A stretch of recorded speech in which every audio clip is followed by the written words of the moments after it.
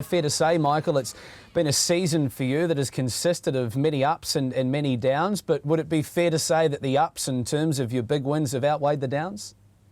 Yeah, certainly, Matt. Yeah, no, it's been a pretty good season on the whole, apart from sort of missing out on 2 months through the middle of the season. But on a whole, it's been, quite a good season. Solid book of rides for you today, Michael, and we're going to start off with Bobby Dazzler and the 3-year-old set weight and penalties. Look, do you take a lot of confidence out of the horse based on what he did last time?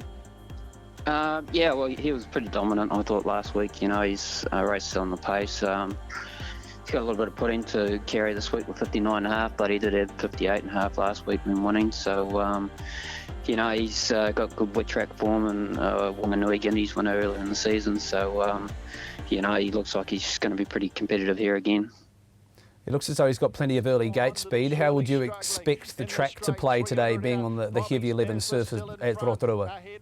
Well, with the rail most of the way in, they're probably likely to be staying in for quite a bit of the early part of the day. They might shift out a little bit, but with the rail that far in, I don't expect them to be getting to the outside fence today. What about tactically early? Is it a case of, with the big weight, trying to find your way onto the speed and running at a genuine tempo? Yeah, well, probably he's a natural on pace horse, and with that weight, he's better off being right there and sort of setting an even tempo and then trying to pick up and sprint with a big weight. But yeah, he looks like a roll along type of horse, so he's going to be right there all the way. Yeah, and he certainly does look helped as well with the scratchings of both Booty, Lara and Viola Vega coming out of that race. We move on to race number 4 on the program, and you ride Just Raj in this one. He was a pretty impressive winner last time to the races. They've put up $13. What do you make of Just Raj and what looks to be a pretty competitive field today? Yeah, he looked right on debut winning there at Pukekohe, so and, you know, I'm riding Frozen in the last race that came out and won a couple of starts afterwards, so the form's looking all right out of that race. And Graham Thomas has got a bit of an opinion of this horse, so he's been pretty uppy about him. So, you know, he might be a bit better than a $13 chance. What do you make of his barrier speed and barrier number 4? Do you expect him to be settling in the first half of the field as he did on his debut? Yeah, that would be nice. He did race outside the leader with Sam Spratt on last time, but I look back at some of his trials. He wasn't a really great beginner in those trials, but hopefully he's just learned a little bit and be able to use that barrier 4 and put himself in the running and be handy throughout. Moving on to the feature this afternoon, Michael, and you ride Obsessive for a very much informed Clayton Chipperfield, a horse that you know well, having ridden in the past. It's come up the $2.80 favourite. How do you assess the form of the 7th? Well, he, you know, he's a real up-and-comer, and this is his biggest test to date. But, you know, it's not an overly strong field, some older horses in there, but he's been putting it all together nicely this late in the season. You know, he had a long time out without racing, so he's progressively got better and better, and he looked good last week winning with the 54.5 on his back, first time to open handicap. He's going to be very competitive again. What do you make of him at 2,200? He's looked good at 1,800, as we're seeing on trackside at the moment. Do you have any concerns riding these horses sort of up in grade and up in trip? Look, he's a pretty relaxed type, so he should be able to reserve his energies during the run, and I don't have too many problems with the 2,200. You know, it's a nice step up from 1,800 last weekend, so you know, he's a few runs under his belt now, so he's going to be pretty hard fit by now, and which he's probably going to be after on a heavy 11, but shouldn't be any worse than what he had to cope with last week. So you know, he's you know, exciting sort of up-and-coming horse, so and done very little wrong, so hopefully he can put his best foot forward again today.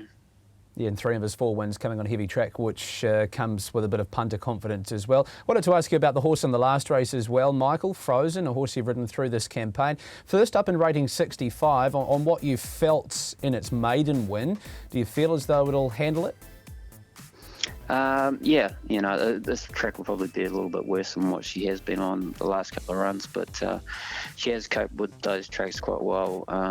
At Counties last week, she was very good in the ground, so she's progressively got better every time she's been to the races, and I thought she was quite impressive winning last start. So I think she can step up quite nicely to the 65 grade today and be very competitive again. What about tactically with that step up in grade? Do you sort of just let her find her feet as you did at Pukekohe up on the speed?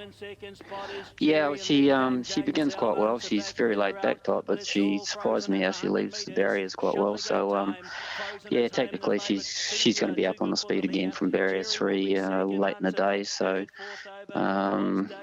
yeah, she's going to be a good chance again, I think. And just a quick word on Red Beach. It heads around in race number 6. You've got 5 rides there today, and I suppose that Red Beach just adds to it. Yeah, she doesn't look the worst either. She was a good winner at Counties a couple of starts back, and I just thought she got caught a little bit on the inside at Te Rapa last time in a bit of a sit and sprint race, and she got left flat-footed. So she whacked away in behind there, but if you go back to her Counties race and a couple other runs, a couple of starts earlier, she doesn't look the worst on paper. Okay, we're taking a look at your book of rides. $2.40 Bobby Dazzler is the shortest of them. Obsessive at $2.80, then Frozen is $3.70. Which one are you most looking forward to riding this afternoon, Michael? I'd probably have to go with Obsessive, the main race of the day, the most money out there. So, pretty exciting prospect during these winter months. So, yeah, he's probably the one for me to follow today. Yourself and Lisa Allpress have virtually done the clean swap with Obsessive and Sci-Fi, a horse that you rode to win at Te Rapa last Saturday. He goes around at Otaki. Just a quick word on what you felt last Saturday and where he sort of sits in stakes company today. Look, he showed a big improvement last time with the hood on. He's just seemed more focused than that, and he'd done the job a lot better. Beforehand he got beat by London Bound by a wide margin the start before. So, but he's an improved horse with the blinkers on, so he might be able to close the gap a little bit today. He was pretty impressive here on the Te Rapa Heavy 10 track as we just see him getting away. Michael, and enjoy your day at Rotorua today. From us all here at the Punters Lounge, we thank you for your time and wish you all the best with what looks to be a pretty strong book of rides. Yeah, hopefully they come through for me and we have a good day at the office. So looking forward to the day. Thanks, Matt. Yeah, there's Michael Coleman with his thoughts on all of his rides today out of Rotorua, as well as Sci-Fi, who lines up at Otaki this afternoon, will be ridden by Lisa Allpress up the top of the book.